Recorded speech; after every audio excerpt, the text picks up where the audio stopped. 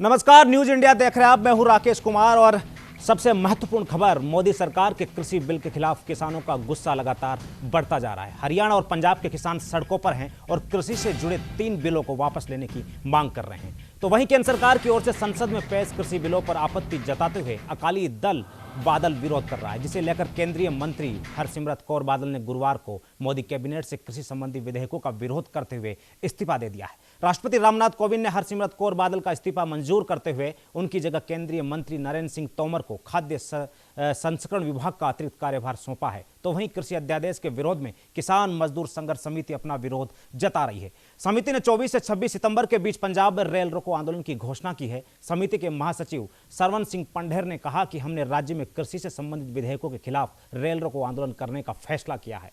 पंजाब में विभिन्न कृषि संगठन पहले ही 25 सितंबर को इस विधेयक के विरोध में बंद की घोषणा कर चुके हैं।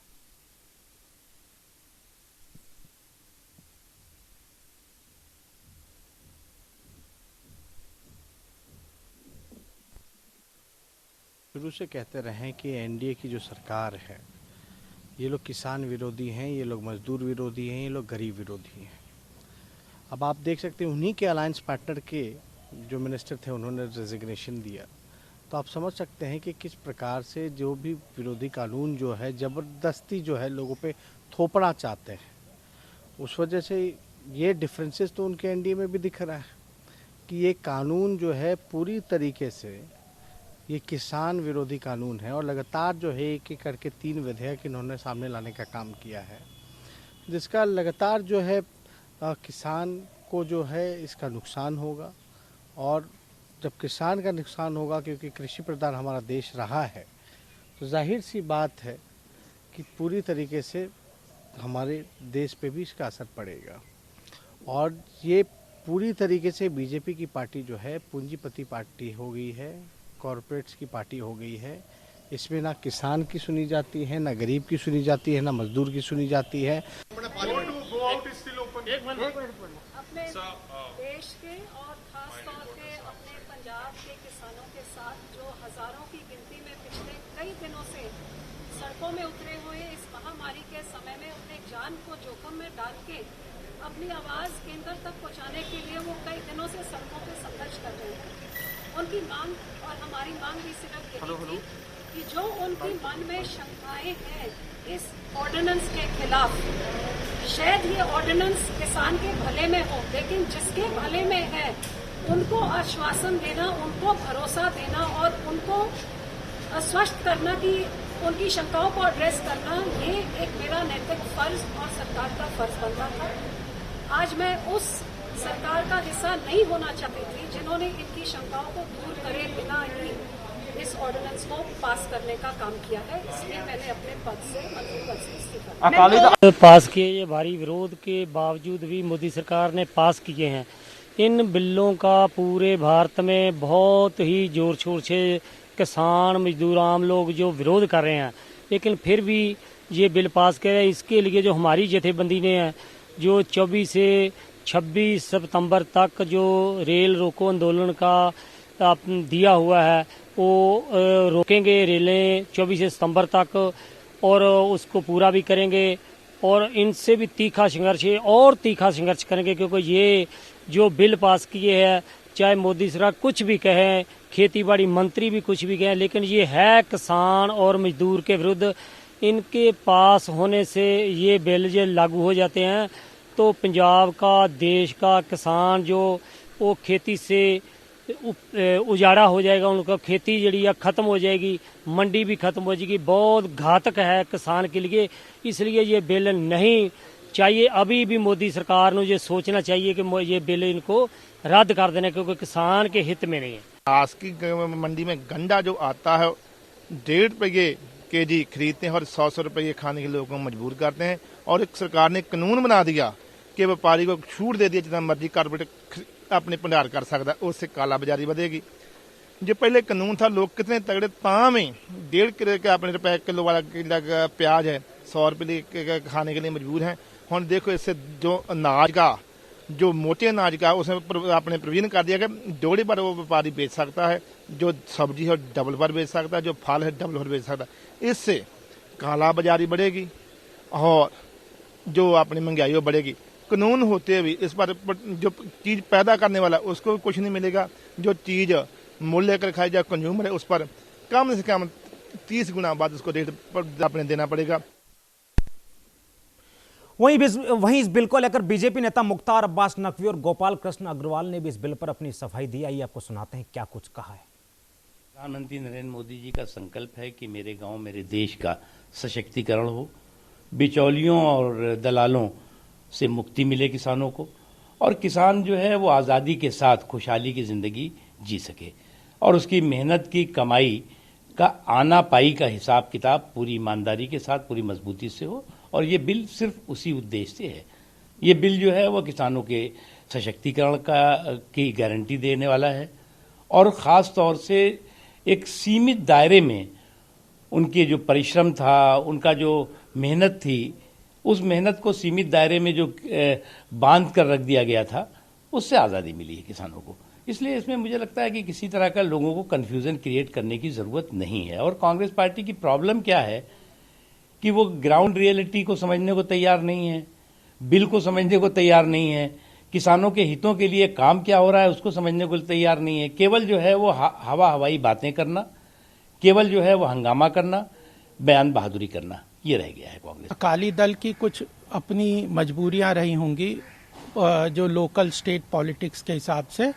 पंजाब में कांग्रेस इस चीज को गलत प्रचार के द्वारा इन तीनों बिलों को अपोज करने का प्रयास कर रही है, और उसके कारण होगा। लेकिन मुझे लगता है कि कहीं समझ में थोड़ी सी डिफरेंस है। अदरवाइज जो ऑब्जेक्शंस हैं वो किसी तरह से उस बिल में उस तरह का कोई प्रावधान नहीं है कि एमएसपी को सरकार हटाएगी, एपीएमसी जो एक्ट हैं उनको ख़त्म करेगी, या किसी तरह से किसानों की ज़मीन को कॉरपोरेट हाउसेस को खरीदने के लिए इसमें कोई प्रावधान है। ऐसे कोई भी प्रावधान इस बिल में नहीं है। देखिए 11 स्टेट्स ने ऑलरेडी एक्सेप्ट कर लिया है। जो जीएसटी काउंसिल ने एक प्रपोजल सेंटर ने रखा था कि स्टेट्स बोरोइंग करेंगे और उसको सेंटर का वह जो गारंटी करेगा, और लो रेट पे आरबीआई उस फंड्स को प्रोवाइड करेगा।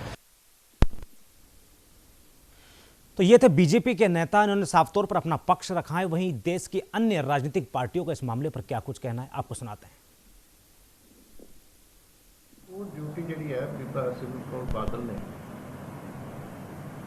अपनी वजीरी तो इस्तीफा दे के सरदार सुखबीर सिंह बादल साहब ने बिलों का डट के विरोध करके खिलाफ वोट पा के पूरा कर दिया। बाकी हुण ड्यूटी बनती है कैप्टन अमरिंदर सिंह होर, ਜਿਹੜੇ हाई पावर्ड कमेटी के मैंबर सी जिन्हां ने ये सारा जिहड़ा ऑर्डीनेंस है ये ड्राफ्ट किया। हुण तो मैं मीडिया को बेनती करदा कि उन्होंने जाके पुछो कि की तुसी अपनी जिम्मेवारी कबूलते हो कि नहीं, तुसी इस्तीफा देते हो कि नहीं देते, क्योंकि वादे करने वाले भी तुसी सीगे, मैनीफेस्टो के लिखने वाले भी तुसी सी, पंजाब दे विच भी 2017 दे विच अमेंडमेंट तुसी कीतियां, ते हुण जिहड़ी हाई पावर्ड कमेटी है उहदे मैंबर भी तुसी सी। ते ये जिहड़े बिल आए आ उस हाई पावर्ड कमेटी दीयां मीटिंगां तो बाद आए, इस करके अकाली दल ने अपनी जिम्मेवारी निभा दी। ये बिल जो ये विधेयक कल पास किए हैं, ये किसान या छोटे व्यापारी के बिल्कुल खिलाफ हैं, विरोधी हैं उनके।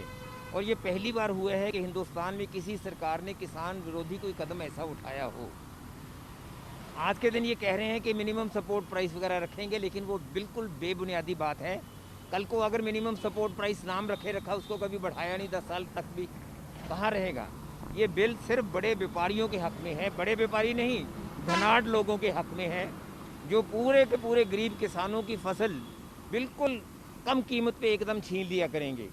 उनको मॉडर्नाइजेशन की बात कर रहे हैं। 1 किलो अकेला अगर किसी किसान के पास ज़मीन है, अपनी सब्जी बो लेता है, घर का काम चल जाता है, कल को क्या करेंगे वो? कहाँ की मॉडर्नाइजेशन की बातें करते हैं, कहाँ की उनको कोई सुविधा की बात करते हैं, कौन से प्रोत्साहन की बात हो रही है? ये सब चीज़ें बिल्कुल उसके विपरीत हैं, और बिल्कुल ये एक तरीका इस सरकार ने अपना लिया है। पहले बहुत बातें बड़ी कहते हैं, लेकिन उन पर कभी उतरती नहीं। बीबा हरसिमरत कौर बादल जी ने जो केंद्रीय मंत्रिमंडल से इस्तीफा दिया है, मैं समझता हूँ ये उनकी अपनी अंदरूनी पॉलिटिक्स है। श्रोमणी अकाली दल क्योंकि पंजाब में एक इनका शुरू से जो क्षेत्र रहा है, जिस इलाके में वो काम करते रहे, वो पंजाब रहा है और पंजाब के अंदर किसान एक बड़ा वर्ग है। जबकि ये जो 3 ऑर्डिनेंस पास हुए हैं, ये ऑर्डिनेंस किसानों के हक में है। आज तक किसान एक मंडी तक सीमित थे, उसके बाहर अपनी फसल बेच नहीं सकते थे, लेकिन इन ऑर्डिनेंस के द्वारा आज किसान देश विदेश की मंडियों में भेज रहे हैं, माल बेच सकते हैं। कुल मिलाकर के ये सभी नेताओं की बातचीत आपने सुनी। देश में जिस तरीके से किसानों का कोहराम मचा हुआ है, विपक्ष को बैठे बिठाए मुद्दा मिल गया और कहीं ना कहीं मोदी सरकार के खिलाफ तमाम लोग एकजुट होने लगे हैं, लामबंद होने लगे हैं। पंजाब से लेकर के हरियाणा तक के किसान सड़कों पर है और कुल मिलाकर के अभी तक किसान का विरोध लगातार जारी है। लेकिन जिस तरीके से 24 से 26 सितंबर तक रेल रोको आंदोलन की घोषणा की गई है, साफ तौर पर अंदाजा लगाया जा सकता है कि वो दिन दूर नहीं जब देश भर का किसान इस मुद्दे को लेकर, इन तीनों विधेयकों को लेकर के सड़कों पर उतरने की तैयारी है। कई मेहमान हमारे साथ इस चर्चा में शामिल होंगे। मेरे साथ जुड़े हुए हैं केवल ढींगरा साहब है, प्रवक्ता हैं कांग्रेस के, वहीं अरविंद भारद्वाज साहब मेरे साथ जुड़े हैं, प्रवक्ता हैं जेजेपी में। ढींगरा साहब आपके पास सबसे पहले आना चाहूंगा। जिस तरीके से पंजाब और हरियाणा में किसान लगातार विरोध कर रहा है, सरकार का साफ तौर पर कहना है किसानों के हित में बिल है और कुल मिलाकर के किसान को अपनी फसल बेचने के लिए विवश नहीं होना पड़ेगा और किसान सशक्त होगा, किस तरीके से देखते हैं? देखिए, ये जो 3 अध्यादेश लाए हैं, ये किसान, आड़ती, मजदूर और तीनों के खिलाफ है। ये हमारे देश की जनता है, इनके खिलाफ जो काम कर रही है ये सरकार, ये इनको सोचना चाहिए। इन्होंने 2014 से पहले अच्छे दिनों की बात कही थी, जब ये नहीं चाहते थे तो उनके खिलाफ अब अध्यादेश क्यों लादना चाहते हैं जब लोग नहीं चाहते। ये बेसिकली क्या है कि ये कहते कुछ है और करते कुछ है। असल में इन लोगों ने जिस समय सरकार बनाने की बात की थी, उस समय इन्होंने ये कहा था कि हम स्वामीनाथन की रिपोर्ट लागू करेंगे। आज उस सारी चीजों को भूल के ये इस काम के पीछे लग गए कि हम अध्यादेश लाएंगे जिससे किसान, मजदूर और आड़ती, इन तीनों का समन्वय आपस में टूट जाएगा और इनका जो है नुकसान करने का काम सरकार कर रही है। ये केवल आप ये देखिए, ये केवल हमारी जो भारत की पॉपुलेशन है, अगर हम इनकी सारी फैमिली भी इनके साथ जोड़ के ढींगरा साहब रोकना चाहूंगा। केंद्रीय मंत्री जो इस्तीफा दे चुकी है, हरसिमरत कौर, जो कहीं ना कहीं एनडीए सरकार में मंत्री थी, आप क्या कुछ कह रही हैं, आपको सुनाते हैं। से कोई उनकी शंका दूर नहीं हुई। तो मेरा ये कहना था कि जिसके भले के लिए आप लेके आ रहे हैं, जब उसको वो विरोधी समझ रहा, आप ऐसा बिल ना लेके आए, उनको भरोसे में लेके आए। लेकिन दुख जरूर हुआ कि पार्लियामेंट में बिल उसी ऑर्डिनेंस के तरीके में आया, बिना कोई संशोधन के, बिना कोई किसानों के साथ बातचीत करे।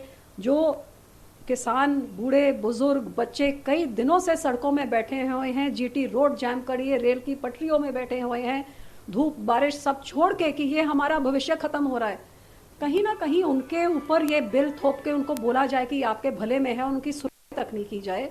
ये मेरी ज़मीर को मंजूर नहीं था कि मेरी पार्टी इसका विरोध करे, लेकिन मैं उस सरकार का हिस्सा बनूं जो एक किसान विरोधी बिल माना जाए, जिस करके मैंने अपने पद से इस्तीफा देके इस बिल के विरोध में मैंने अपनी वोट डाली। मैम, तोमर साहब का तो ये कहना है कि आप लोग राजनीति कर रहे हैं और बीजेपी की तरफ से यही कहा गया कि राजनीति की जा रही है। देखिए, राजनीति तो फिर इसका मतलब सारी पार्टियों ने जिन्होंने विरोध किया वो सभी राजनीति कर रहे हैं। इसमें राजनीति जब मैं कहूँ कि जिस किसानों के लिए बिल आ रहा है उनकी सुनवाई करिए, तो क्या ये राजनीति है? राजनीति करके मुझे क्या मिला? मैंने गेन क्या किया राजनीति करके? आज मैंने सिर्फ जिन लोगों ने चुन के मुझे उधर भेजा है, मैंने उनके लिए ये इंसाफ मांगा कि उनकी शंकाओं को आप दूर करके तब आप ये बिल लेके आइए। इसमें राजनीति क्या है?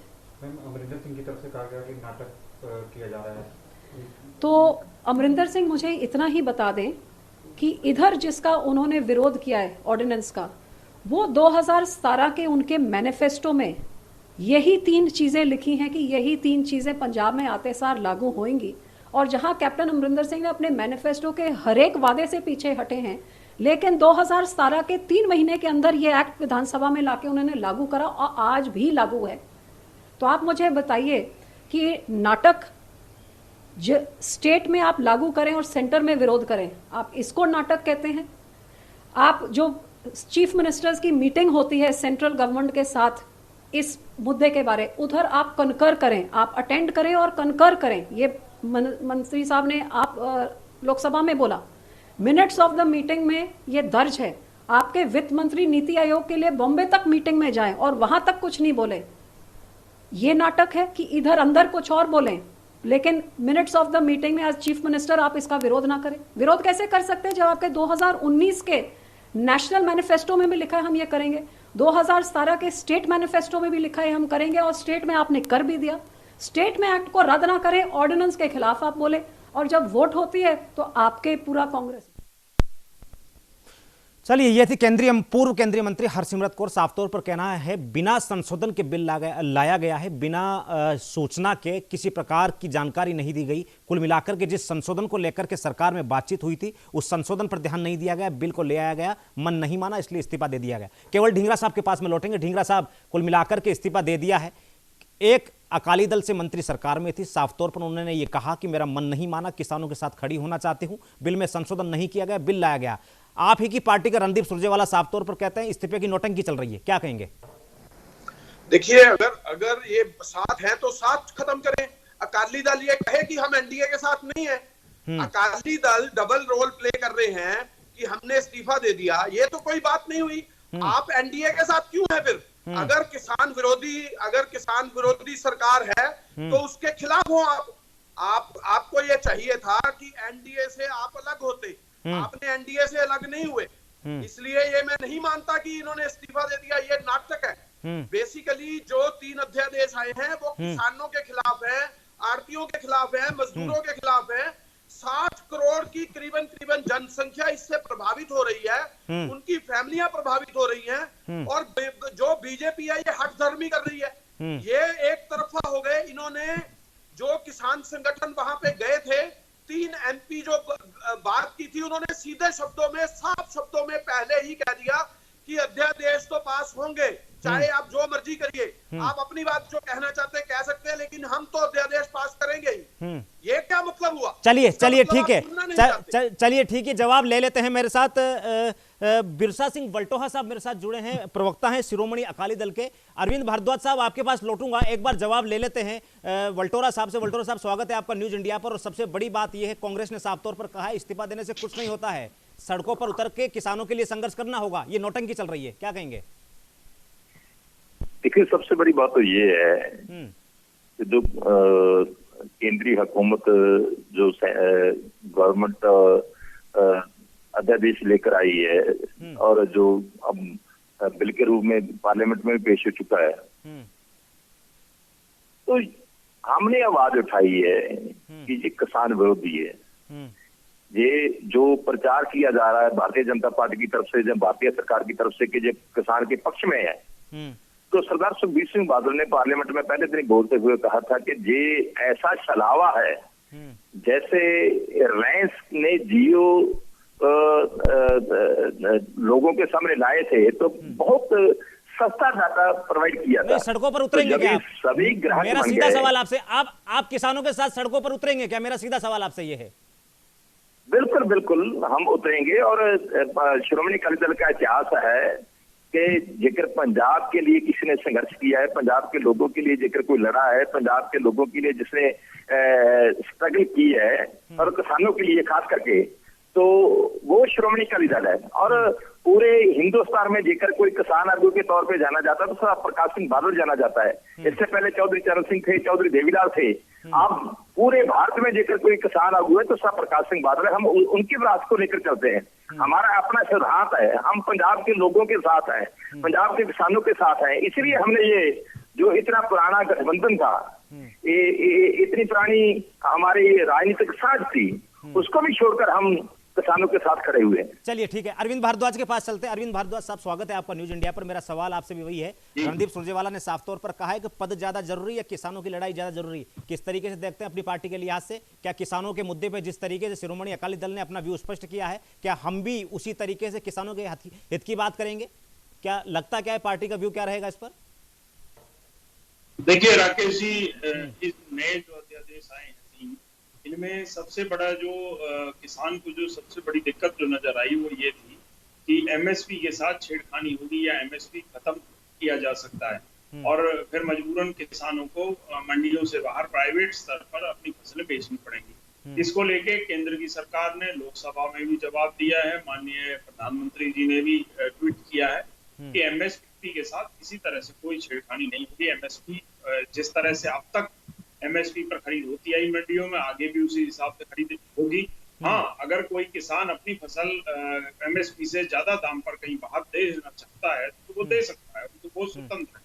इससे ज्यादा कोई इसमें कंफ्यूजन किसानों को नहीं है। इसी को लेकर विपक्ष के लोग भ्रम की स्थिति पैदा कर रहे हैं, लोगों को बहकाने का प्रयास कर रहे हैं। और हमने भी बड़ा स्पष्ट तौर पर, कल हमारे नेता दिग्विजय चौटाला जी ने भी कहा है कि एमएसपी पर कोई भी समझौता, कोई भी छेड़खानी एमएसपी के साथ बर्दाश्त नहीं की जा सकती, क्योंकि ये किसान के हित का मामला है। परंतु प्रधानमंत्री जी ने और केंद्र की सरकार ने हमें भरोसा दिलाया है कि एमएसपी पर कोई बदलाव नहीं होगा।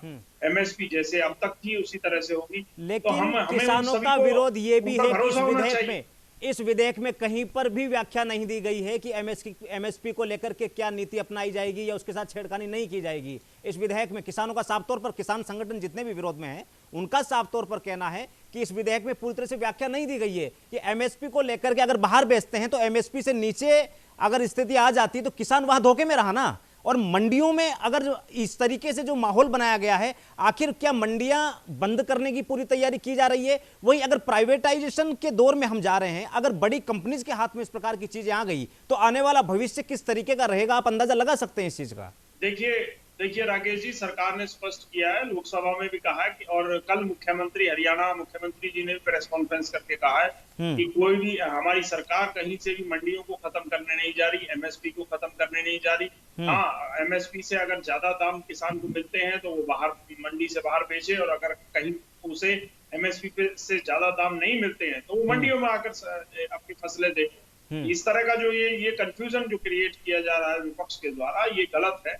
कहीं ऐसा नहीं है। सरकार ये चाहती है कि हमारे देश के और प्रदेश के किसानों का भला हो, उन्हें अपनी फसल की ज्यादा कीमत मिल सके और वो स्वतंत्र हो सके अपनी फसलों को दूसरे प्रदेशों में, कहीं भी किसी देश के किसी कोने में बेचने के लिए, ताकि उन्हें ज्यादा से ज्यादा मुनाफा।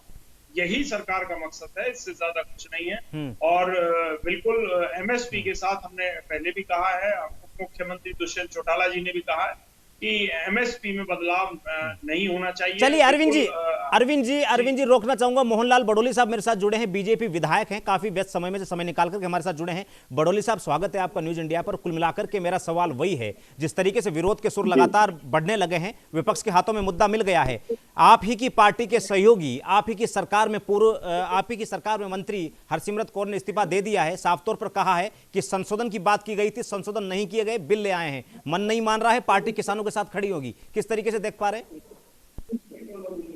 ये माननीय जो मंत्री जी की बात आपने कही है, इनके मन में कोई भ्रम हो सकता है और वो अपने भ्रम के आधार पर अपनी कोई उनकी राजनीतिक मजबूरी हो सकती है, उसके आधार पर मुझे लगता है इस प्रकार का कदम इन्होंने उठाया। और इस देश के अंदर किसी भी प्रकार का कहीं भी किसानों के फायदे के लिए विधेयक है, ये उनको नुकसान कहीं भी नहीं है। और एमएसपी का जो ये चर्चा आपने भी की चैनल पे, कि उसमें कहीं जिक्र नहीं है। जो नई चीज सरकार के बनाने की योजना है उनका जिक्र है। जो पुरानी चीजें पहले से चल रही हुई है उनका उस विधेयक में जिक्र इसलिए नहीं है कि वो, इसलिए मंत्री जी ने बयान दिया कि उसके साथ कोई छेड़छाड़ नहीं है। और ये कुछ पहली बार देश के अंदर इस प्रकार से आंदोलन चला है कि कुछ आर्थिक भाई भी और किसान भी। लेकिन किसानों का डर एक ये भी है बड़ोली साहब, अगर कॉन्ट्रैक्ट फार्मिंग वाला विषय आ जाता है तो कहीं ना कहीं जो निजी कंपनियां हैं वो इस कदर हावी हो जाएंगी कि किसान केवल मजदूर बनकर रह जाएगा। खेत उसके होंगे लेकिन काम किसी और के लिए करेगा, अगर कॉन्ट्रैक्ट फार्मिंग वाला सीन अगर क्रिएट होता है। दूसरा, मंडियों में अगर शुल्क आपका लग रहा है तो मंडी में कौन जाएगा, यानी कि मंडियां बंद होने की कगार पर आ जाएंगी। तो ऐसी स्थिति में तीसरी बात, एमएसपी को लेकर के जो व्याख्या है वो स्पष्ट नहीं हो पा रही है। आप किसान संगठनों से बात क्यों नहीं कर पा रहे हैं? आपकी बात क्यों नहीं समझ रहे वो लोग? ये हकीकत नहीं है। ये हकीकत तो ये है, जब किसान का माल महंगा बिकेगा, भाव से ज्यादा बिकेगा, एमएसपी से ज्यादा बिकेगा, तो किसान मजबूत हो जाएगा। किसान की इनकम को डबल करने का यही एक तरीका है, वो तरीका ये अपना गया है। नहीं, लेकिन किसान की इनकम तो डबल हो रही है, लेकिन प्राइवेटाइजेशन अगर हो रहा है, निजी कंपनियों की भागीदारी वहां पर बढ़ रही है, तो आप देख सकते हैं वो हमारे उपभोक्ता के ऊपर भी जा सकती है बाद में। अगर किसानों को, दूसरी बात, जो लोग किसानों का माल ले रहे हैं उनको लेकर के कोई सीमा नहीं बांधी गई है, क्योंकि उन्हें बाजार में निर्यात करना है, लेकिन किसान की सीमा बांधी गई है, यानी कि किसान एक निश्चित माल से ज्यादा अपने पास माल नहीं रख पाएगा। आपकी जो स्थितियां हैं, किसान संगठन विरोध में हैं, आप अपनी बातें किसानों तक नहीं पहुंचा पा रहे हैं, किसानों का विरोध लगातार जा रही है, विपक्ष को मुद्दा मिल गया है, स्थितियां स्पष्ट कौन करेगा? हमारा हरियाणा प्रदेश में किसानों से बात करने के लिए, आड़तियों से बात करने के लिए 3 सांसदों की कमेटी बनाई गई। ब्रजेश कुमार जी, धर्मवीर जी, नायब सैनी जी, और तीनों सांसदों ने किसानों से बात की है, व्यापारियों से बात की है। जो बातें उनकी आई हैं वो सरकार तक जाएंगी, उनका हल निकलेगा। चलिए केवल ढींगरा साहब के पास चलते हैं कि ढींगरा साहब, कुल मिलाकर के सरकार का स्पष्ट कहना है किसानों की आय दोगुनी करनी है, किसानों की आय बढ़ानी है। एमएसपी को लेकर के साफ तौर पर यह कहा जा रहा है कि एमएसपी को लेकर के सरकार ने स्पष्ट कर दिया है, लेकिन अन्य जो कारण हैं, ढींगरा साहब आपसे जानना चाहूंगा, अगर प्राइवेटाइजेशन के इस दौर में या निजीकरण के इस दौर में जिस तरीके से प्राइवेट कंपनियां एक्टिव हुई है, अगर कॉन्ट्रैक्ट फार्मिंग वाला विषय भी अगर एक्टिव हो जाता है मान लीजिए, तो किसानों का डर यह भी है कि वो मजदूर बनकर के रह जाएगा, जो अक्सर विदेशों में होता है। दूसरी बात, भंडारण को लेकर के जो व्यवस्था है, किसानों का भंडारण लिमिट तय कर दिया गया है, लेकिन जो कंपनियां माल खरीदेंगी उसके लिमिट को लेकर के चर्चा नहीं कर पा रहे हैं, और किसानों का डर यही है। क्या कहेंगे सर? देखिए, अध्यादेश का मतलब यही है कि 7 EC एक्ट होता है जो, उससे ये बाहर कर दिया गया। अब कोई भी कितना भी स्टोर कर ले और कितनी भी चीज कहीं पे भी रख ले, यही तो भ्रम है किसानों का। और ये भ्रम दूर कौन करेगा? ये कहते हैं कि हमने 3 आदमियों की कमेटी बनाई, उन तीनों आदमियों ने सीधे शब्दों में ये कहा किसान संगठन को कि हम ये अध्यादेश तो लागू कर रहे हैं, आप अपनी बात कुछ कहना चाहते हैं तो कह दीजिए। जब अध्यादेश आपने पहले ही मन बना रखा है लागू करने का, तो दूसरा आदमी फिर क्या कहेगा उसमें? असली में आप लोग किसानों, मजदूरों और आड़तियों के खिलाफ है। आप उनका भ्रम दूर नहीं कर रहे। बड़ी कंपनियां इसमें इसलिए फायदा होगा उनको, क्योंकि उनकी जो फसल है वो अगर खेतों से लोग कंपनियां खरीद के ले जाएंगी, तो वो तो उसको कोल्ड स्टोर में रखेंगी और वो अपनी मर्जी से अपने दाम पे उसको बेचा जाएगा, तो किसान तो मारा जाएगा पहले ही। ये असली में बात जो है, ये भ्रम जो है, ये जानबूझ के किसानों को तीनों अध्यादेश ला के, एक किसान ही है जो इस समय पूरे देश को उठा के खड़ा है, जिसमें जीडीपी में 3.1% आया है। ये उस किसान को भी मारना चाहते हैं कि ये भी माइनस में जाए जीडीपी, कि सारा देश जो है वो मरे। ये देश को मारना चाहती है सरकार। आज हम 24% जो माइनस जीडीपी पे हैं, ये 3 + 1% जो जीडीपी किसानों की आई है, इस वजह से ही हम 23% पे, अदरवाइज हम 60-70% डाउन है। ठीक है। और हमारी अगर 60-70% जीडीपी डाउन है, तो आप देश का हाल देखिए कि किसी के पास कोई काम नहीं है। आप स्टील इंडस्ट्री देखिए, कंस्ट्रक्शन इंडस्ट्री देखिए, एजुकेशन इंडस्ट्री देखिए, टूरिज्म इंडस्ट्री देखिए। अरविंद भारद्वाज से जवाब ले लेते हैं। अरविंद भारद्वाज से जवाब ले लेते हैं। भारद्वाज साहब जवाब का इंतजार करूंगा। सबसे उसके पहले शिरोमणि अकाली दल के जो प्रवक्ता हमारे साथ जुड़े हुए हैं, बिरसा सिंह साहब, उनके पास जाना चाहूंगा। अरविंद भारद्वाज जी, आपसे जवाब लूंगा। जिस तरीके से ढींगरा साहब ने साफ तौर पर कहा है किसानों को मारने का काम कर रही है, स्पष्ट गाइडलाइन नहीं है, आपसे जवाब लूंगा। उससे पहले बिरसा साहब के पास जाना चाहूंगा। बिरसा साहब, कुल मिलाकर के हरसिमरत कौर साहब ने जो इस्तीफा दिया, जिस तरीके से सरकार के ऊपर उन्होंने साफ तौर पर यह कहा कि संशोधन को लेकर के बात हुई थी, संशोधन नहीं किया गया, किसानों के साथ में खड़े होंगे। बीजेपी का सीधा सा आरोप है राज्य स्तर की राजनीति अलग होती है, स्थानीय राजनीति का दबाव था, इसलिए इस्तीफा दिया गया। इस्तीफा मंजूर भी हो गया है, नरेंद्र सिंह तोमर को प्रभार सौंप दिया गया है। क्या स्थानीय राजनीति को मैनेज करने के लिए केवल नौटंकी अपनाई गई है, या वाकई में किसानों के हितों को लेकर के जिस तरीके से आप लोगों इस्तीफा खेल रहे हैं, क्या वाकई में सड़कों पर उतरने की तैयारी है, या पूरी तरीके से विपक्षी पार्टियां जिस तरीके से इस बिल का विरोध कर रही है उनके साथ में खड़े होंगे और एनडीए से आपका नाता नहीं रहेगा? क्या कहेंगे सर? देखिए, जो केंद्र सरकार की तरफ से दावा किया जा रहा है कि जो बिल लाया गया है ये किसान के पक्ष में है, जेकर किसान ही संतुष्ट नहीं है, जेकर किसान ही शंके खड़ा कर रहा है, कब से उसको डर है कि मेरे साथ मेरे साथ छलावा हो रहा है, मेरे साथ ठगी हो रही है, तो फिर सबसे पहले तो जिसके लिए आप ये बिल लेकर आ रहे हैं, जिसके लिए ये कानून लेकर आ रहे हैं, तो उसकी तो संतुष्टि चाहिए पूरे हिंदुस्तान में, और खास करके पंजाब में। वो पंजाब का किसान जिसने पूरे हिंदुस्तान का जब खाने के लिए अनाज नहीं था तो पेट भी भरे तो भंडार भी भरे, तो आज वो किसान पंजाब का सड़कों पे है। पंजाब का ही नहीं, देश में जैसे चल रहा है, हरियाणा में चल रहा है, दूसरे प्रदेशों में चल रहा है, जैसे किसान इसका विरोध कर रहे हैं, अलग अलग राजनीतिक पार्टियां विरोध कर रही हैं। केवल और केवल भारतीय जनता पार्टी को ये नजर आ रहा है कि कारपोरेट को कैसे खुश करना है, कारपोरेट का किसानी पे कब्जा कैसे कराना है। तो ये तो किसान कभी भी बर्दाश्त नहीं करेगा। हम तो किसानों की पार्टी हैं, और श्रोमणी अकाली दल का इतिहास रहा है कि जब भी पंजाब पे किसी तरह की कोई मुसीबत आई है, पंजाब के हितों की अनदेखी हुई है, पंजाब के हकों के लिए अगर कोई लड़ा है तो श्रोमणी अकाली दल लड़ा है, मोर्चे लगाए हैं, जेलें भरी हैं, आंदोलन किए हैं। तो अब जब किसान को खदशा है, डर है, तो हम किसान की आवाज बनेंगे, और आवाज बनने के लिए जो सिरमौर होता है, जो सिरमौर पद है, और जो देश के प्रधानमंत्री के बाद केंद्रीय वजारत में एक वजीर है। लेकिन इस्तीफे की नौबत कैसे आ गई साहब? इस्तीफे की नौबत कैसे आ गई? क्या बातचीत नहीं बन पाई? क्या आपने उससे पहले ऑब्जेक्शन देने की कोशिश की है? आपने इस्तीफे की नौबत कैसे आ गई, या केवल दिखाने के लिए इस्तीफा दिया गया है? देखिए, दिखाने का क्या फायदा? हम तो इस्तीफा दिया है, अभी 4 साल बाकी है इस सरकार के, और 4 साल के लिए वजारत हमारे पास थी, तो हम तो किसानों के साथ खड़े हैं।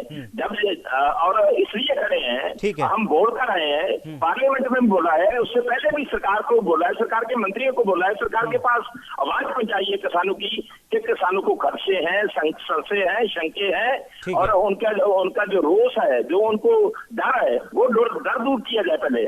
उस तरफ किसी ने आने की कोशिश नहीं की।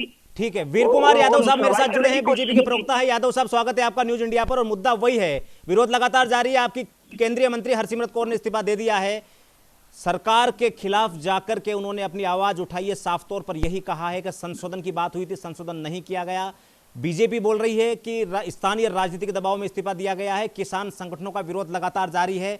भारतीय जनता पार्टी के नेता बोल रहे हैं कि किसान सुदृढ़ होगा, किसान की स्थिति सशक्त होगी। लेकिन आखिर किसान ही विरोध में है, तो साहब सशक्त होगा कौन? यादव साहब,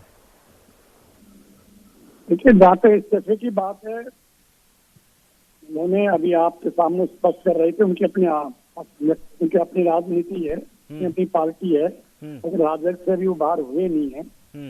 और जहाँ तक इन विधेयकों की बात है, इससे अच्छे विधेयक आज तक किसान के हित में नहीं आए हैं। बहुत बार चर्चा होती थी कि सभी उद्योगपति अपनी सामान की कीमत खुद तय करते हैं, किसान केवल एक ऐसा जो कीमत तय नहीं कर सकता। अब उसको ये अधिकार दे दिया तो इनको पसंद नहीं है। जबकि आज जब फ्री कंपटीशन होता है, तो किसी भी चीज के लिए जब फ्री कंपटीशन होता है, तो लाभ हमेशा विक्रेता को होता है। विक्रेता जो है, वो जो बेचने वाला होगा उसको होगा, ठीक है ना जी। तो अब उसको पहले केवल मंडी में जाना पड़ता था, वो मंडी में एमएसपी तो है ही, बाहर भी जा सकता है, केवल अपने जिले में नहीं, प्रदेश में नहीं, देश भर में कहीं भी जा सकता है।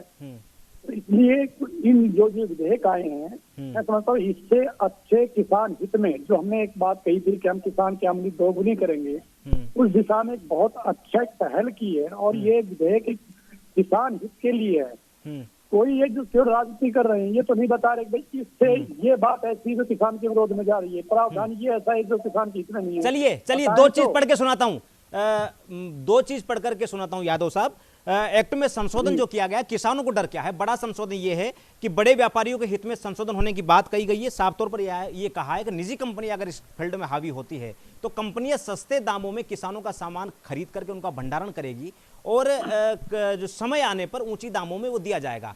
पहले व्यापारी यही चीज करता था, तो उसे रोकने के लिए एसेंशियल कमोडिटी एक्ट बनाया गया था। लेकिन अब इसमें जो संशोधन किया गया है, किसानों का यही कहना है, किसान संगठनों का, कि अब कालाबाजारी को खुली छूट दे दी गई है, कोई नियंत्रण नहीं रहेगा। किसान अपनी फसल बेच देगा, उसके बाद में उसका नियंत्रण हट जाएगा, जो उपभोक्ता है वो मारा जाएगा। यानी कि किसान भी मर रहा है और साथ में उपभोक्ता भी मर रहा है। कुल मिलाकर के नियंत्रण का एकाधिकार हो जाएगा, जो जिस रेट में सामान दिया जाएगा उस पर एकाधिकार हो जाएगा भंडारण के बाद में। ये डर किसानों को है। नहीं, भंडारण के ये किसान भी तो कर सकेगा, ये आप क्यों नहीं सोच रहे? अगर किसान को समय पर उचित मूल्य नहीं मिले तो किसान को किसने रोका है? किसान भंडारण करे। पहले तो ये था कि किसान को बेचनी पड़ती थी फसल, अब उसको लगता है कि मार्केट में थोड़ा रुके बेचना है, मैंने भी रुक के बेच दे, हम भी भंडारण कर सकते हैं। आवश्यक जो संशोधन अधिनियम है वो केवल व्यापारी और कंपनी के लिए थोड़े ही, किसान के लिए भी तो है। और सरकार ने वेयर हाउसेज के लिए इतनी सब्सिडी का आधार पर उनको बहुत फैसिलिटीज दी हैं कि आप अपने वेयर हाउस बनाइए, आप अपने भंडारण के लिए स्थान बनाइए, तो ये तो उनके लिए भी लाभकारी है, उनके लिए हितकारी कहाँ से हो गया? ढींगरा जी आपके पास आऊंगा, पहले अरविंद भारद्वाज साहब के पास चलते हैं। अरविंद भारद्वाज काफी देर से बातों को सुन रहे हैं और कहीं ना जवाब देना चाहते हैं। अरविंद भारद्वाज साहब, ढींगरा साहब ने साफ तौर पर कहा है कि सरकार पूरी तरह से भ्रमित करने का काम कर रही है, सरकार की ही मंत्री ने इस्तीफा दिया है, किसान संगठन नाराज हैं, लेकिन कहीं ना कहीं चीज़ें स्पष्ट नहीं हो पा रही है। और जिस तरीके से जिन एक्ट का प्रावधान इसमें किया गया है, जो संशोधन किया गया है, वो संशोधन किसान के हित में नहीं है। जिस एसेंशियल कमोडिटी एक्ट का मैंने अभी जिक्र किया था, वो भी कहीं ना कहीं सवाल खड़े कर रहा है, भंडारण से लेकर के निर्यात तक। अगर मंडियों में मंडी शुल्क लग रहा है और बाहर रेट्स अच्छी मिल रही है, तो जाहिर सी बात है मंडियों के लिए नकारात्मक बात यह है कि आखिर फिर उसके बाद मंडी में जाएगा कौन। दूसरी बात, किसानों को डर यह भी है क्या मंडी से बाहर बेचने पर अगर निजी कंपनियां हावी होती हैं तो मंडी से बाहर सामान बेचने पर क्या गारंटी है उसकी कि एमएसपी पर ही सामान लिया जाएगा? वो चीजें कौन तय करेगा? उन चीजों को स्पष्ट नहीं किया गया है, क्या कहेंगे? राकेश जी, ये तो अन्य कृषि मंत्री जी ने लोकसभा में भी क्लियर किया है कि एमएसपी खत्म नहीं है। ठीक है, ये भ्रम फैलाया जा रहा है, ऐसा कहीं कोई जिक्र नहीं है कि एमएसपी खत्म हो जाएगी। ठीक है, ये विपक्ष ये भ्रम फैला रहा है। इसीलिए इसमें जो किसान का जो फसल है उसकी सुरक्षा की गारंटी सरकार की है। अगर उसे अच्छे दाम मिलते हैं तो बाहर देगा, वरना सरकार तैयार है। सरकार ने मना नहीं किया कि मंडियों में एमएसपी पर खरीद नहीं है, बिल्कुल होगी, यकीनन होगी। और हमारे प्रदेश के लिए तो हमारे मुख्यमंत्री और मुख्यमंत्री जी ने भी कहा कि हरियाणा में अगर इस तरह की कोई दिक्कतें आती हैं किसान को, तो उसके लिए भी हम इंतजाम प्रदेश सरकार भी करके देगी। अगर कोई बाहर मंडी से बाहर अगर कहीं फेंकते हैं, उसके कोई इश्यूज अगर हो जाते हैं उनके साथ, खरीदार के साथ, तो उनके निपटाने के लिए भी सरकार ही एक प्लेटफॉर्म तैयार करेगी, डिस्ट्रिक्ट वाइज, जिले वाइज। तो ऐसी दिक्कतें आएंगी नहीं। ये कांग्रेस के बहुत समय से कांग्रेस के नेता, कांग्रेस के कार्यकर्ता खाली बैठे थे, बेरोजगार थे, उन्हें कोई काम नहीं मिल रहा था क्योंकि जनता ने इन्हें निपटा दिया था, घर बैठा दिया था। अब ये इन जो बिल जो आए हैं, 3 जो अध्यादेश आए, इनके बहाने ये लोग सक्रिय होना चाहते हैं, गुमराह कर रहे हैं किसान को, और इससे होना कुछ नहीं है। हरियाणा प्रदेश का मैं एक उदाहरण देता हूँ। जब हरियाणा प्रदेश में गेहूं की खरीद होनी थी, तो उस वक्त भी इन्होंने इसी तरह का भ्रम फैलाया कि कोरोना का समय साहब, मंडियों में कैसे होगा, ये व्यवस्था नहीं बना पाएंगे। परंतु हमारे प्रदेश में इतनी बड़ी तादाद मंडियों में होने के बावजूद अस्थायी मंडियां भी बहुत बड़ी तादाद में सरकार ने बनाई, और घर बैठे सभी को मोबाइल पर समय और स्थान बता दिया गया, किस मंडी आपको पहुंचना है, कितने बजे पहुंचना है, किस दिन पहुंचना है, और उसी समय पर किसान की गेहूं की खरीद हुई और बड़ा तसल्ली से हुआ। और यकीन मानिए आप, पूरे हरियाणा प्रदेश में ये लाखों किसान मंडियों में आए, परंतु किसी एक किसान को या आड़ती को या किसी अधिकारी को, एक भी व्यक्ति को, किसी को कोरोना नहीं हुआ। इतनी अच्छी व्यवस्था सरकार ने की थी और कहीं कोई परेशानी किसी किसान। चलिए, एक महत्वपूर्ण सवाल आपके लिए है। चौटाला परिवार और अकाली दल के बीच में जिस तरीके के संबंध रहे हैं, राजनीतिक संबंध और मित्रवत संबंध जो रहे हैं, क्या जिस तरीके से अकाली दल ने अपना विरोध जाहिर किया है, क्या 2022 की राजनीतिक जमीन तैयार की जा रही है, या वाकई में किसानों के हितों को लेकर ही चीजें हो रही हैं? स्पष्ट बात जानना चाहूंगा आपसे। देखिए, उनके अपने प्रदेश के अलग मुद्दे हैं, अलग विषय हैं, अलग राजनीतिक हालात हैं। उसमें किस वजह से उन्होंने ये इस्तीफा दिया है, इस पर तो जवाब अकाली दल के प्रवक्ता ही देंगे। परंतु हाँ, चौटाला परिवार और बादल परिवार के बीच बहुत अच्छे पारिवारिक संबंध थे, आज भी हैं। राजनीतिक संबंध जरूर किसी समय थे। आज हमारे जननायक जनता पार्टी के साथ अकाली दल के राजनीतिक संबंध तो नहीं है, परंतु पारिवारिक संबंध पहले की तरह बहुत मजबूत हैं दोनों परिवारों में। और रही बात इस्तीफे की और इस अध्यादेश को लेकर, तो ये अपने अपने राजनीतिक विचारधारा है, अपनी सोच है, अपने प्रदेश के। रणदीप सुरजेवाला ने भी साफ तौर पर कहा है कि पद ज्यादा जरूरी या किसानों का हित ज्यादा जरूरी। क्या आपकी तरफ से पार्टी आपकी पार्टी की तरफ से भी कोई इस प्रकार का एक्शन लेने की तैयारी है या किसानों के साथ खड़े होने की तैयारी है? देखिए, रणदीप सुरजेवाला जी का तो कोई स्टैंड है ही नहीं राकेश जी। अभी पीछे जब पंजाब में चुनाव थे तो वो पंजाब में जाकर ये कह रहे थे कि एसवाइएल का पानी पंजाब का हक है, पंजाब का ही मिलकर रहेगा।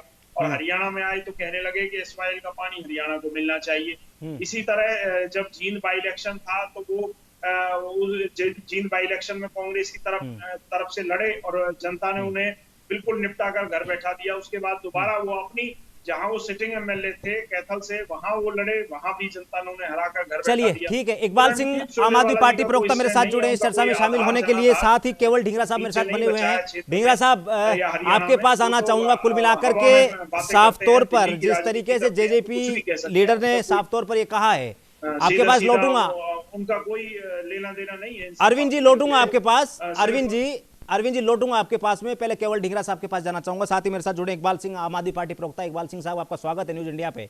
केवल ढींगरा साहब, जवाब आपसे लेना चाहूंगा। साफ तौर पर कहा है कि कांग्रेस के लोग बेरोजगार हो चुके हैं, कांग्रेस के पास कोई मुद्दे नहीं है, केंद्र सरकार ने कोई मुद्दे नहीं दिए हैं, किसी प्रकार की कमियां उनके पास में नहीं है। ऐसे में किसानों को मोहरा बनाकर के सड़कों पर उतारने की तैयारी और उतार दिए गए हैं। साफ तौर पर जानबूझकर किसानों को भ्रमित किया जा रहा है। सीधा आरोप कांग्रेस के ऊपर, क्या कहेंगे?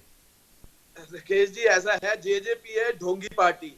ये आपको याद होगा जिस समय ये चुनाव लड़ रहे थे तब बीजेपी को पानी पी पी कर कोसते थे। आज एमएसपी की कहानियां सुना रहे हैं हमको। एमएसपी की तो मतलब ही नहीं है इसमें, बात मुद्दा दूसरा है, ये बात कुछ और कर रहे हैं। किसानों के माइंड को क्लियर करने की बजाय एमएसपी गाए जाने से क्या होता है? ये जेजेपी के लोग बीजेपी को पानी पी कर कोसते रहे हैं इलेक्शन से पहले, उन्हीं की गोद में जाके बैठ गए। आपको बताना चाहता हूं, इस अध्यादेशों से अडानी, अंबानी और बड़ी बड़ी कंपनियों को फायदा देने का काम बीजेपी कर रही है और ये जेजेपी उनके साथ मिली हुई है। जब आपने 7 इसी एक्ट की बात करी है तो 7 इसी एक्ट से बाहर करेगा ये मुद्दा। और एक बात और बताऊं, ये अकाली दल के जो लोग हैं जिनकी आपने अभी बात की थी, ये दोगली राजनीति कर रहे हैं।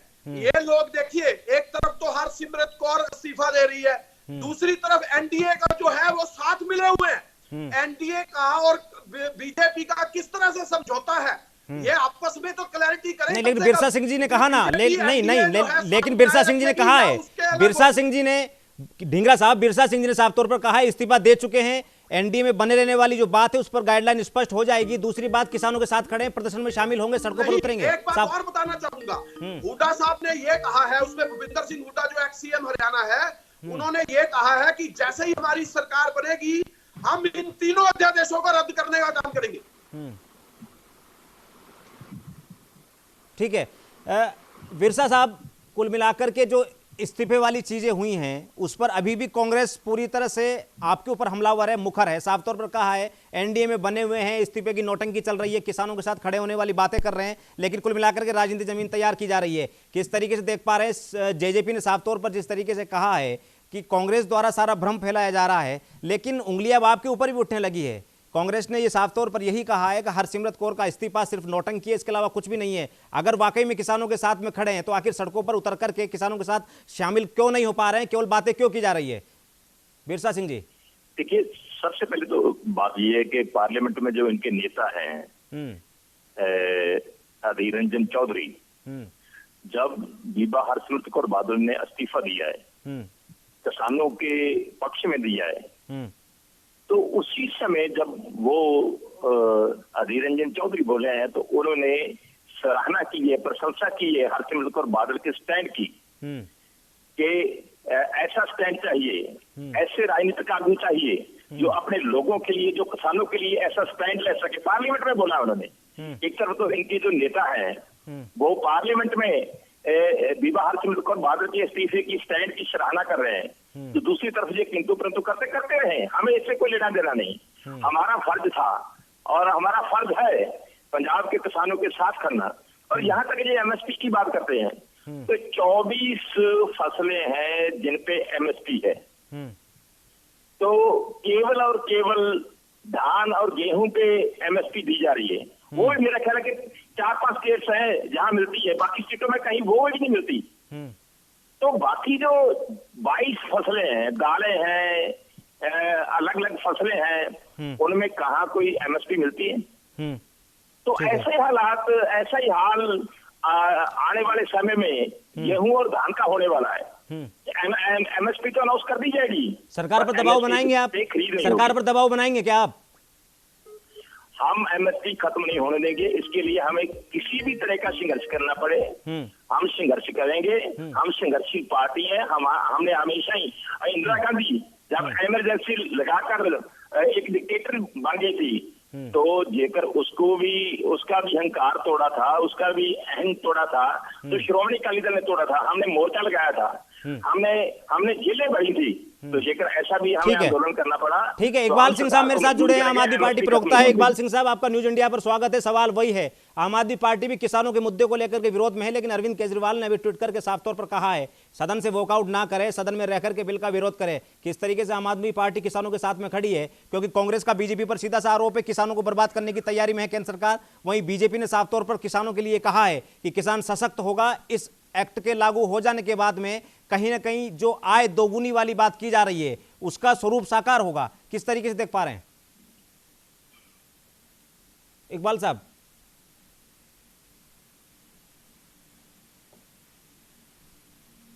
इकबाल साहब मेरी आवाज सुन पा रहे हैं? इकबाल सिंह साहब, चलिए ढींगरा साहब के पास चलते हैं। केवल ढींगरा साहब, कुल मिलाकर के आम आदमी पार्टी से लेकर के तमाम विपक्षी दल बिल के विरोध में हैं, किसानों के साथ में खड़े हुए हैं। आप कह रहे हैं कि हरसिमरत कौर का इस्तीफा केवल नौटंकी है, किसी प्रकार का कोई बात नहीं है, केवल देखा देखी सब कुछ किया जा रहा है। वहीं प्रवक्ता जो शिरोमणि अकाली दल के हमारे साथ जुड़े हुए हैं साफ तौर पर कहा है कि अधीर रंजन चौधरी समेत तमाम लोगों ने तारीफ की है। मुद्दा वही है अभी भी। क्या मुद्दों की छीना झपटी को लेकर के सारे प्रयास किए जा रहे हैं, या वाकई में राजनीतिक पार्टियां किसानों के साथ में खड़ी है? बीजेपी जिसे भ्रम बता रही है, आप उसे सत्य बता रहे हैं। बीजेपी का साफ तौर पर कहना है भ्रम फैलाया जा रहा है, आपका साफ तौर पर कहना है कि सत्यता कुछ और है, निजी और प्राइवेट कंपनियों को देने की तैयारी की जा रही है। क्या कहेंगे इन दोनों आरोपों के ऊपर? देखिए, सबसे बड़ी बात यह है, किसान की आय जो है वो दुगनी करने की बात बीजेपी ने अपने पहले मैनिफेस्टो में लिखी थी। ये लिखा था कि हम जो है स्वामीनाथन। ढींगरा साहब रोकना चाहेंगे, पीएम मोदी किसानों के मुद्दे पर क्या कुछ कह रहे हैं, आपको सुनाते हैं। बहुत महत्वपूर्ण मुद्दा है जी।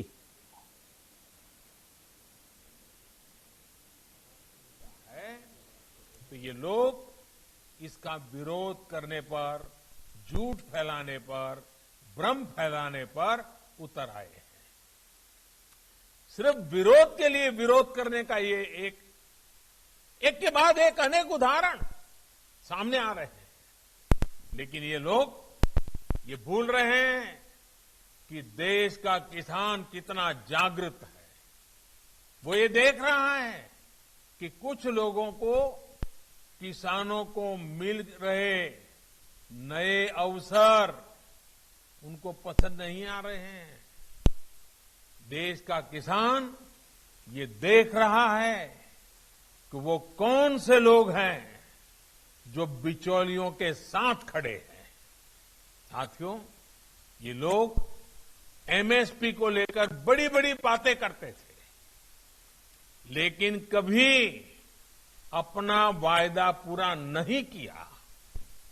किसानों से किया ये वायदा अगर पूरा किसी ने किया है तो भाजपा एनडीए की वर्तमान सरकार ने पूरा किया है। अब ये दुष्प्रचार किया जा रहा है कि सरकार के द्वारा किसानों को एमएसपी का लाभ नहीं दिया जाएगा। ये भी मनगढ़ंत बातें कही जा रही हैं कि किसानों से धान, गेहूं इत्यादि की खरीद सरकार द्वारा नहीं की जाएगी।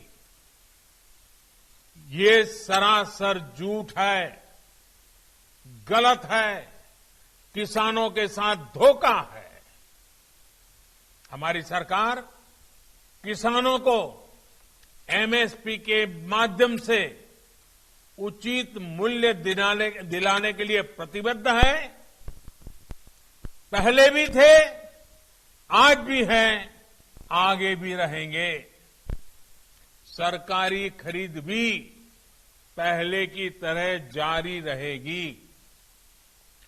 कोई भी व्यक्ति अपना उत्पादन जो भी वो पैदा करता है दुनिया में कहीं भी बेच सकता है। जहां चाहे वहां बेच सकता है। अगर वो कपड़ा बनाता है, जहां चाहे बेच सकता है। वो बर्तन बनाता है, कहीं पर भी बेच सकता है। वो जूते बनाता है, कहीं पर भी बेच सकता है। लेकिन एकमात्र केवल मेरे किसान भाई बहनों को इन अधिकारों से वंचित रखा गया था। तो प्रधानमंत्री बोल रहे थे, साफ तौर पर प्रधानमंत्री ने यह कहा कि वो कौन लोग हैं जो विरोध के लिए विरोध कर रहे हैं। कुल मिलाकर के उन्होंने सीधा विपक्षी पार्टियों पर निशाना साधा है। केवल ढींगरा साहब मेरे साथ चर्चा में बने हुए हैं। ढींगरा साहब, पीएम मोदी जिस तरीके से साफ तौर पर हमलावर थे अभी इस बिल को लेकर के, साफ तौर पर उन्होंने कहा कि सिर्फ विरोध के लिए विरोध हो रहा है, और वो कौन लोग हैं जो बिचौलियों का साथ दे रहे हैं। जिस एमएसपी को लेकर के माहौल बनाया जा रहा है, उस एमएसपी पर सालों से काम नहीं होने दिया गया, किसानों की आय नहीं बढ़ने दी। साफ तौर पर पीएम का विपक्षी पार्टियों पर हमला है। जिस तरीके का भ्रम फैलाया जा रहा है, साफ तौर पर उन्होंने विपक्षी पार्टियों को आड़े हाथों लिया है। लास्ट कमेंट आपसे चाहूंगा। देखिए, मोदी जी ने ये जो बात कही है, ये किसान, मजदूर और आड़ती के विरोधी है। आपको मैं याद दिलाना चाहूंगा, एमएसपी का 2 गुना कहने की बात पे 2014 में मोदी जी ने कही थी। फिर उसके बाद कहा हम 2022 में करेंगे एमएसपी का 2 गुना। उसके बाद अब जो बात आई है किसान की कैसे दुगनी होगी, ये कहते हैं कि भ्रम फैलाया जा रहा है। कौन भ्रम फैला रहा है? आप ये देखिए, मोदी जी ने अभी एनडीए का नाम लिया, और एनडीए के जो साथी हैं वो कुछ और कह रहे हैं, और एनडीए के जो हेड हैं मोदी जी, वो कुछ और कह रहे हैं। ये आपस में जो इनकी है वही क्लियर नहीं है। और आपको ये बताना चाहूंगा, जो जब 2014 की मोदी जी के भाषण सुने तो ये कहते थे कि हम स्वामीनाथन की रिपोर्ट में C2 फार्मूला लागू करेंगे, फिर बाद में कहा 2022 में करेंगे। आज ये कहते हैं कि भ्रम फैल रहा है। भ्रम कौन फैला रहा है? भारतीय जनता पार्टी की सरकार फैला रही है, मोदी जी फैला रहे हैं, और ये एनडीए फैला रहा है। ठीक है। और एनडीए के लोग जो हैं उनको एनडीए से अलग होना चाहिए, मोदी जी से अलग होना चाहिए, नहीं तो ठीक है। ढींगरा साहब, फैलाने की कोशिश बिल्कुल ना ठीक है। इकबाल सिंह साहब, मेरी आवाज आ रही है आपको? इकबाल सिंह साहब, मुझे सुन पा रहे हैं? इकबाल सिंह साहब, चलिए, कुल मिलाकर के जिस तरीके से राजनीति का दौर किसानों के इस मुद्दे को लेकर के लगातार जारी है, बीजेपी का साफ तौर पर आरोप है कि विपक्ष पूरी तरह से भ्रम फैलाने का काम कर रहा है। जिस तरीके से किसानों को एकजुट करके सड़कों पर उतारा जा रहा है, वो कहीं न कहीं भ्रम बनाकर के उतारा जा रहा है। वही कांग्रेस और तमाम विपक्षी पार्टियों को सीधे तौर पर आरोप है कि किसानों के साथ साजिश की जा रही है। ये तीनों ही विधेयक किसानों को बर्बाद करने के लिए है, क्योंकि जिस तरीके से मंडियों को लेकर के तमाम बातें निकल करके सामने आ रही है, एमएसपी पर तमाम बयानात सामने आ रहे हैं, वहीं लगातार किसानों का विरोध प्रदर्शन इस पूरे मामले पर जारी है। और साफ तौर पर किसान संगठनों ने यह भी जाहिर कर दिया है कि आने वाली 24 से 26 तारीख तक रेल आंदोलन किया जाएगा। कुल मिलाकर के राजनीति का दौर अब पूरी तरह से हावी हो चुका है, लेकिन किसान हितों को लेकर के कोई भी राजनीतिक दल पूरी तरह से गंभीर नहीं है। अभी अभी पीएम मोदी ने जिस तरीके से विपक्ष को आड़े हाथों लेते हुए साफ तौर पर कहा कि विरोध के लिए विरोध किया जा रहा है, बिल में कोई कमी नहीं है, वहीं सवाल वहां भी खड़े होते हैं कि आखिर सरकार की केंद्रीय मंत्री हरसिमरत कौर ने आखिर इस्तीफा क्यों दिया? क्या स्थानीय राजनीति को लेकर के उन्होंने इस्तीफा दिया, या जिस तरीके से किसानों के मुद्दे खासतौर पर पंजाब और हरियाणा में हावी रहते हैं उसको लेकर के उन्हें इस्तीफा देना पड़ा? कुल मिलाकर के अभी तक के लिए इस चर्चा में इतना ही, लेकिन सवाल उठता है, क्या वाकई में हम ईमानदारी से किसान के साथ खड़े होकर के उसकी आय दोगुनी करने का काम कर रहे हैं? अभी के लिए इतना ही, नमस्कार।